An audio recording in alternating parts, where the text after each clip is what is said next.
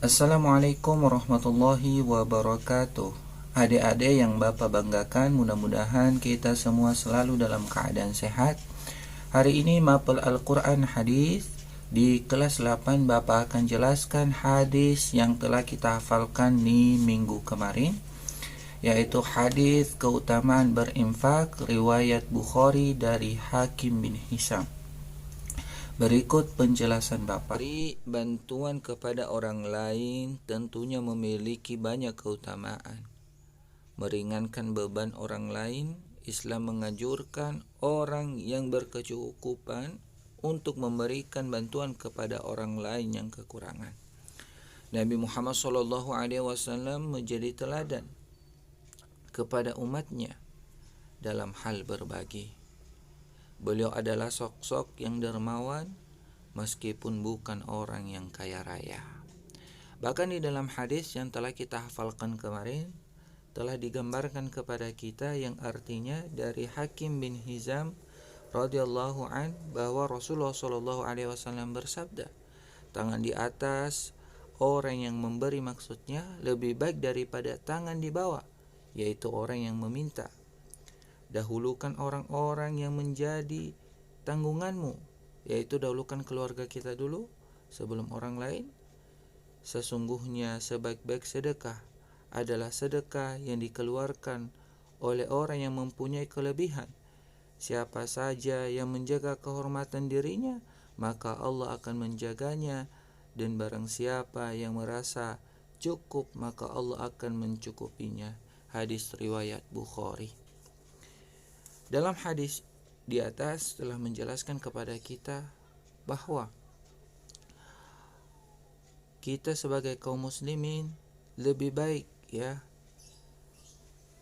memberi daripada meminta, selagi kita masih mau berusaha, selagi kita masih kuat, maka berusaha dulu, jangan mudah untuk meminta-minta kepada orang lain.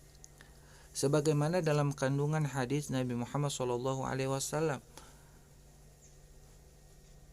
berinfak dengan memberi atau membantu orang lain merupakan perbuatan terpuji yang sangat dianjurkan dalam Islam. Tujuan Nabi Muhammad SAW menyabdakan hadis di atas agar kaum muslimin membiasakan untuk berusaha terlebih dahulu sebelum meminta bantuan kepada orang lain. Nah, kita harus berusaha dulu sebelum meminta usaha kepada orang lain. Usaha yang sungguh-sungguh lebih mulia daripada hanya menggantungkan nasib kepada orang lain.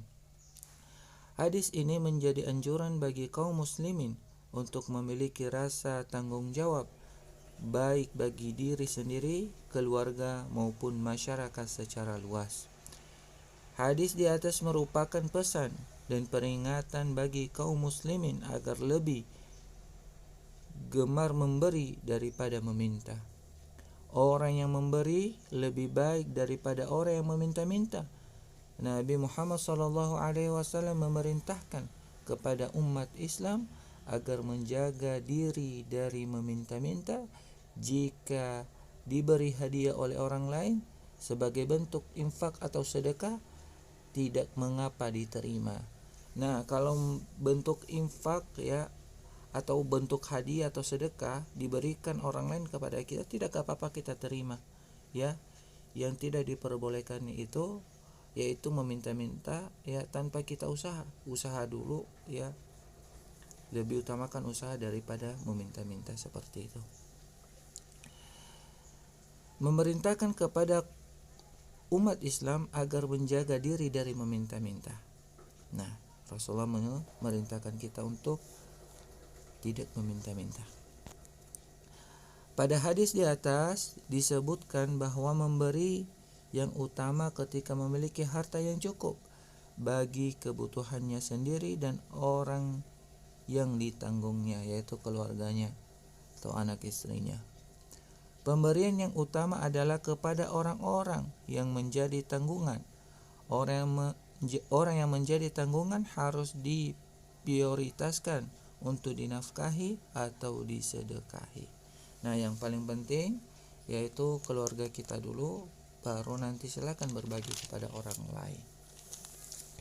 Kemudian langsung masuk di halaman 46. Di sini dijelaskan ada 4 hal tolong menolong yang dapat dibedakan. Yang pertama, membantu kesusahan sesama muslim, memudahkan kesulitan orang lain. Keempat, menutupi aib orang lain dan mencegah orang lain berbuat dosa. Dan 4, memberikan bantuan materi kepada yang membutuhkan. Yang pertama, di situ Allah langsung jelaskan dalam Al-Qur'an. Ya ayyuhalladzina amanu in tansuru yansurukum wa yusabbit aqdamakum. Kata Allah, wahai orang-orang yang beriman, jika kamu menolong, niscaya Dia akan menolongmu. Bisa jadi Allah menolong kita di dunia maupun nanti di akhirat Allah memudahkan kita untuk memasukkan surganya Allah. Kemudian yang kedua, memudahkan kesulitan orang lain. Ya, umat Islam itu dianjurkan untuk memberikan solusi atau jalan keluar atas kesulitan yang dialami orang lain.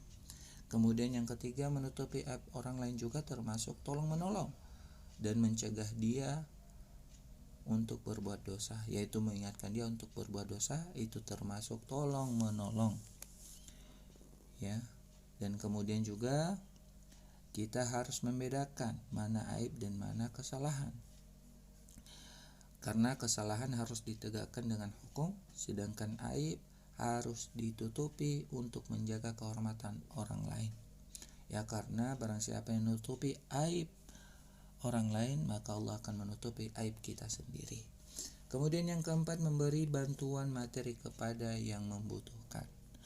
Ya, sebagaimana seringkali kita dengar, Allah akan menolong hambanya selama hamba itu menolong saudaranya. Ya, kita harus menolong saudara kita selama itu dia membutuhkan kita. Ya, tetapi kita juga menjadi diri sendiri itu harus berusaha dulu baru meminta tolong kepada orang lain. Tetapi kita sebagai umat Islam dianjurkan untuk selalu peka. Ya, walaupun dia tidak meminta bantuan, kita harus menjadi garda terdepan untuk menolong sesama saudara kita atau orang lain. Bisa dalam bentuk barang, ya, maupun jasa atau tenaga.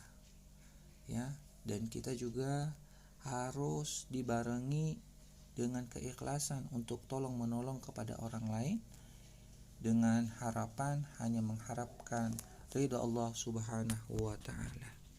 Demikian, terima kasih banyak untuk semuanya. Assalamualaikum warahmatullahi wabarakatuh.